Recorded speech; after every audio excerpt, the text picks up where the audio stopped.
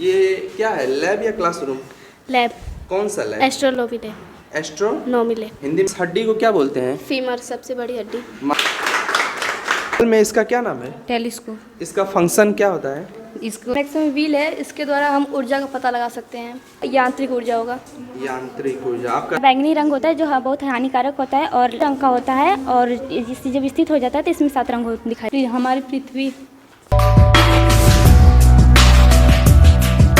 आज हम चंदौली जिला के धानापुर विकास खंड में पूर्व माध्यमिक विद्यालय में आ चुके हैं।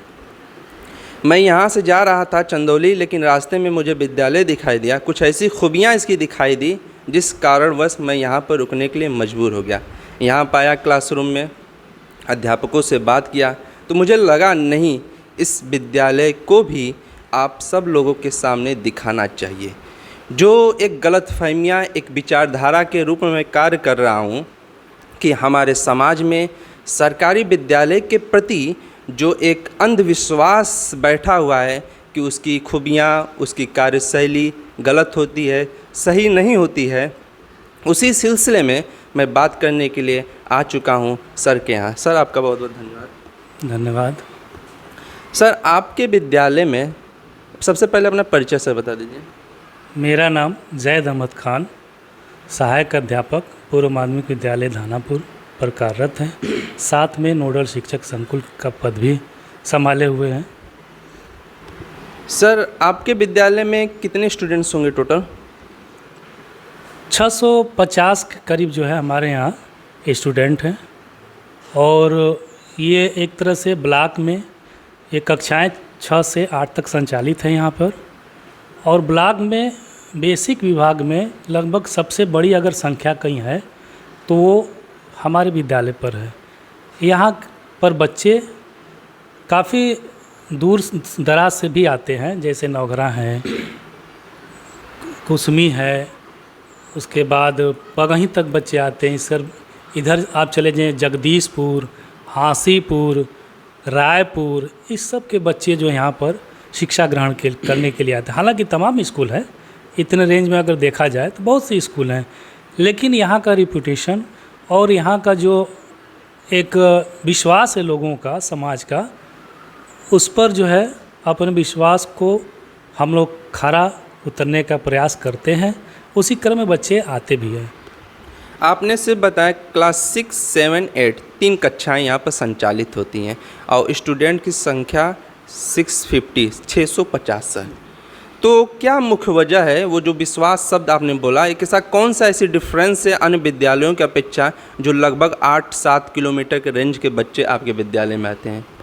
निश्चित रूप से इस बात पर हम कहना चाहेंगे कि यहाँ पर जैसा कि मुझे सौभाग्य प्राप्त हुआ है कि हम जिस विद्यालय में पढ़े हैं, मैं और आज हमें पढ़ाने का अवसर प्राप्त हुआ है, मौका मिल रहा है कि हम उस विद्यालय में पढ़ा रहे हैं, तो ये इससे बड़ी हर्ष की बात हो ही नहीं सकती कि जिस विद्यालय में हमने शिक्षा ग्रहण 6 से लेकर 8 तक किया, आज हम पढ़ाने का, तो हमें उस ज़माने में भी, उस वक्त भी इस विद्यालय का रिपुटेशन बना हुआ था। और आज भी हम देख रहे हैं तो आज नई नई तकनीक, नई नई विधाओं से जो शिक्षा ग्रहण हमारे विद्यालय के बच्चे कर रहे हैं, और नई नई चीज़ें हैं, जैसा कि आपको हम आप देखेंगे कि बच्चे लर्निंग बाय डूइंग करके सीखते हैं, मूर्त रूप के रूप में कोई चीज़ देख कर सीखते हैं। क्लास में हमारे टीचर्स जो है TLM के माध्यम से, किट के माध्यम से, साइंस किट हो चाहे गणित किट हो, इस सब के माध्यम से हम इस तरह का प्रयास करते हैं बच्चों में कि ये जो ज्ञान उनको प्राप्त हो, ये अस्थाई ज्ञान हो। जैसा कि आप सबको पता है कि करके सीखने का जो ज्ञान प्राप्त होता है वो अस्थाई प्राप्त होता है। तो हमारा प्रयास यही रहता है कि अच्छे से अच्छी शिक्षा देने का प्रयास किया जाए, जो रिपुटेशन वो बना रहे।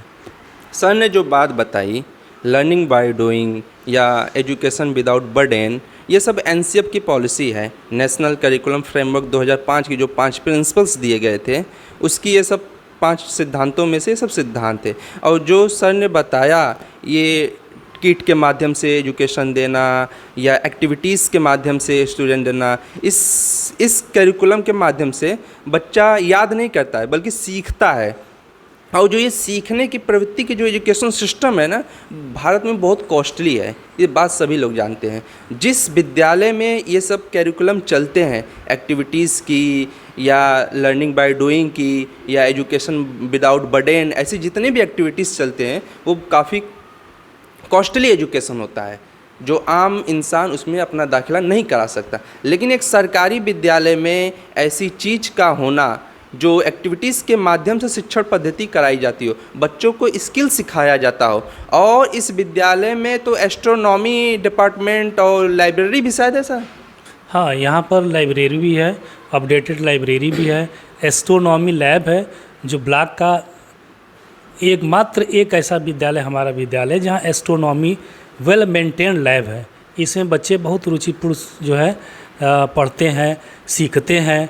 इस तरह के इंस्ट्रूमेंट, तमाम इंस्ट्रूमेंट, कम से कम सैकड़ों इंस्ट्रूमेंट होंगे, ताकि वो देखकर जो है सीखते हैं। उसके बाद हमारे यहाँ विज्ञान लैब भी हैं, वहाँ भी बच्चे जो है सीखते हैं, करते हैं, स्पेसमैन वगैरह देखते हैं, तमाम चीज़ें हैं। सभी सुविधाओं से लैस ये विद्यालय है, इसमें कोई दोहरा नहीं है। कक्षा 6 से 8 यानी यूपीएस विद्यालय में एक एस्ट्रोनॉमी लैब का होना, विज्ञान प्रयोगशाला का होना, लाइब्रेरी का होना, ये 3 बातें अपने जहन में नोट कर लीजिए।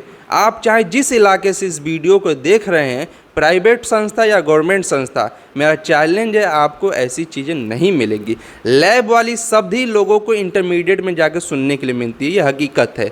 या चाहे आप कॉन्वेंट हो, सीबीएसई हो या यूपी बोर्ड हो, जो लैब में जब बच्चा जाता है, एक्चुअली वो इंटरमीडिएट में जाता है तब उसे लैब जैसे सब सुनने के लिए मिलता है। यहाँ लेकिन कक्षा 6 से ही सर बताएं, यहाँ लैब का परीक्षण किया जाता है, लैब में बच्चों को सिखाया जाता है।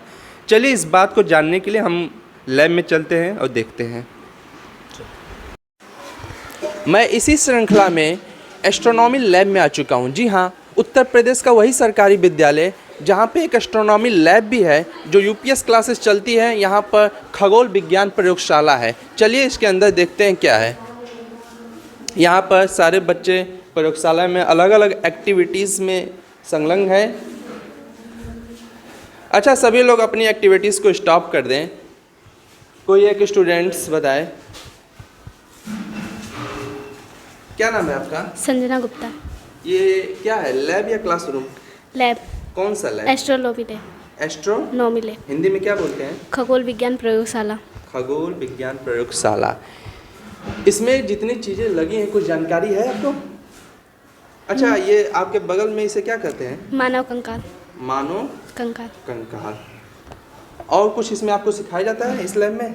बहुत कुछ, सभी चीज़ों के बारे में बताया जाता है। हफ्ता में एक दिन वीक में आती हैं कि मतलब इसमें क्या कैसे चलता है इसकी क्लासेस लैब का? आते हैं, सर लेकर आते हैं, बताते हैं सब चीज़ के बारे में।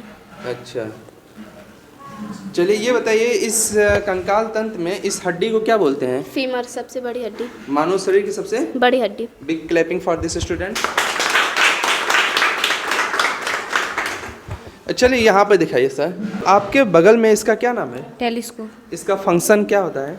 इसको दूर की वस्तुओं को स्पष्ट देख सकते हैं, जैसे ग्रह, चंद्रमा और सूर्य। कभी भी सर ने इससे दिखाया है कुछ कि नहीं? दिखाया है। क्या दिखाया है? दूर की वस्तु जैसे वहाँ पे ले गए थे, उनको दिखाए थे। मतलब क्या, कुछ गुड्स का नाम क्या दिखाए थे? टंकी के ऊपर कुछ छड़ था, उसी को दिखाए थे। अच्छा, दिखाए और थे। कुछ? बस इतना। अच्छा, चलिए ठीक है।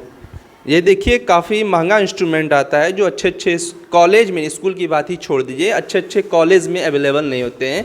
इस बात को सभी लोग जानते हैं। इसकी कीमत सर कितनी होगी मार्केट में तकरीबन? मार्केट में लगभग 1 लाख के ऊपर करीब। 1 लाख से अत्यधिक का इंस्ट्रूमेंट सरकारी विद्यालय में बच्चों, जो निःशुल्क शिक्षा दिया जाता है, इनको कोई शुल्क नहीं दिया जाता है, ऐसे बच्चों के लिए इतना कॉस्टली इंस्ट्रूमेंट रखा गया है। आप क्या कर रही हैं? ये मैक्सिमम व्हील है, इसके द्वारा हम ऊर्जा का पता लगा सकते हैं। ऊर्जा का पता लगा सकते हैं कैसे, कुछ बताएंगे? हमें तो नहीं जानकारी इसके बारे में। जैसे इसको ऐसे रोल करेंगे तो ये स्थिति ऊर्जा होगी, और जैसे इसको छोड़ देंगे तो ये गति करेगा, गति ऊर्जा, और जब इन दोनों को योग होगा तो ये यांत्रिक ऊर्जा होगा। यांत्रिक ऊर्जा। आपका नाम? खुशी यादव। खुशी यादव। जो आपने बोला गतिक ऊर्जा, स्थैतिक ऊर्जा, यांत्रिक ऊर्जा, इन सब के बारे में जानते भी हैं? गतिक ऊर्जा क्या होता है? मतलब गति करना। गतिक करना है। अच्छा, इस इंस्ट्रूमेंट का क्या नाम बताइए आप? Maximum wheel. Maxwell wheel. Wheel.